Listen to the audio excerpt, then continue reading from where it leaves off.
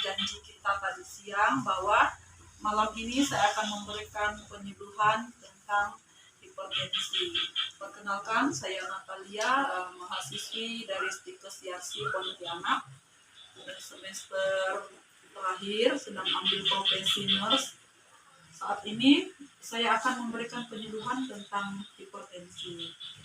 Baik Ibu, Ibu bisa menyiapkan waktu selama 15 menit untuk berbincang-bincang. Bisa ya? Oke, kita mulai ya Bu. Kita mulai dengan pengertian hipertensi. Sebelumnya Ibu tahu apa itu hipertensi? Tahu.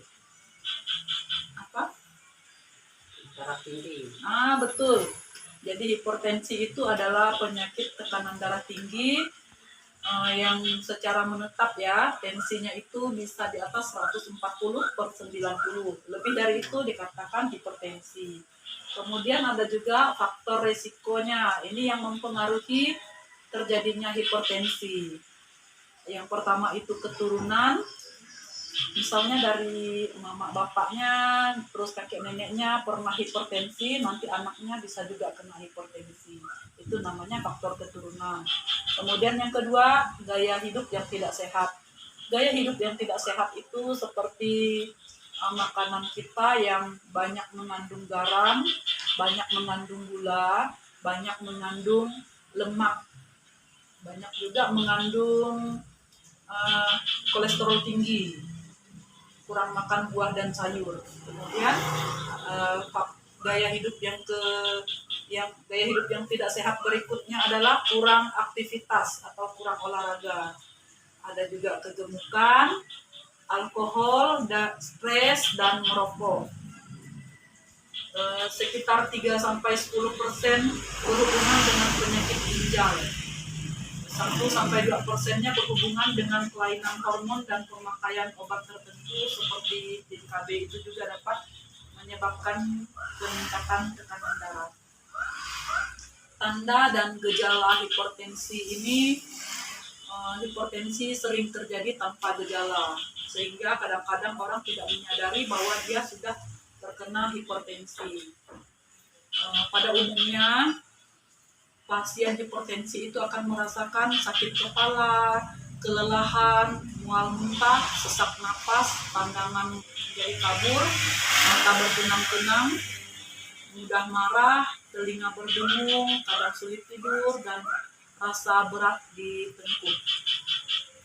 Untuk klasifikasi hipertensinya, ada yang kalau tensi normal itu tensinya kurang dari 120 untuk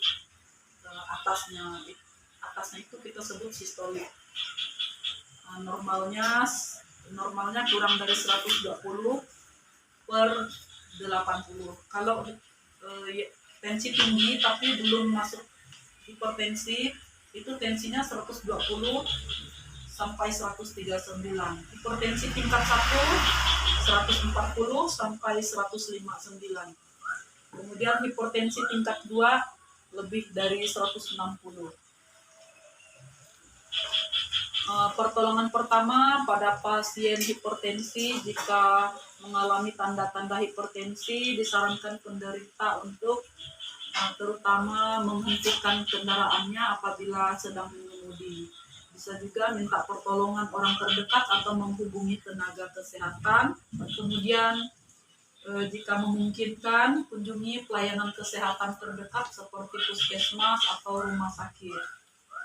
Untuk pencegahan hipertensi, kita dapat mengurangi atau memodifikasi faktor risiko. Kita dapat melakukan hal-hal yang dapat membantu untuk mengurangi terjadinya hipertensi, seperti yang pertama itu kita tidak merokok, kemudian mengurangi makan makanan yang asin setiap hari kita jangan makan yang asin. Kemudian kurangi makan makanan yang tinggi lemak setiap hari, kurangi makan atau minuman manis setiap hari, tidak minum minuman beralkohol, terus melakukan olahraga minimal 30 menit setiap hari, hindari stres, hindari berat badan berlebih, apa bentukan, dan cek kesehatan secara rutin. Cek kesehatan secara rutin ini kita bisa datang ke Posyandu Lansia setiap bulannya karena dekat ya, karena di desa, atau bisa juga ke puskesmas. Kemudian nanti kalau misalnya sebelum obat kita habis, obat tensinya habis, kita harus datang dulu ke fasilitas kesehatan untuk periksa. Kalau tensinya masih tinggi, tetap dikasih obat, walaupun tensinya turun nanti obatnya tetap harus diminum. Demikian yang saya jelaskan. Apakah ada yang ingin ditanyakan? Mungkin udah cukup. Udah Rasanya cukup. Ya, udah jelas rasanya. udah jelas ya. Jadi saya ingin menanyakan kembali kepada Ibu tanda dan gejala hipertensi apa saja tadi berdasarkan yang sudah saya jelaskan.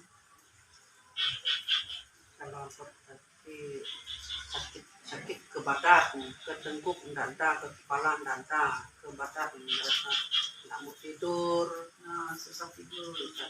kalau udah bangun susah tidur, badan sakit, Ya.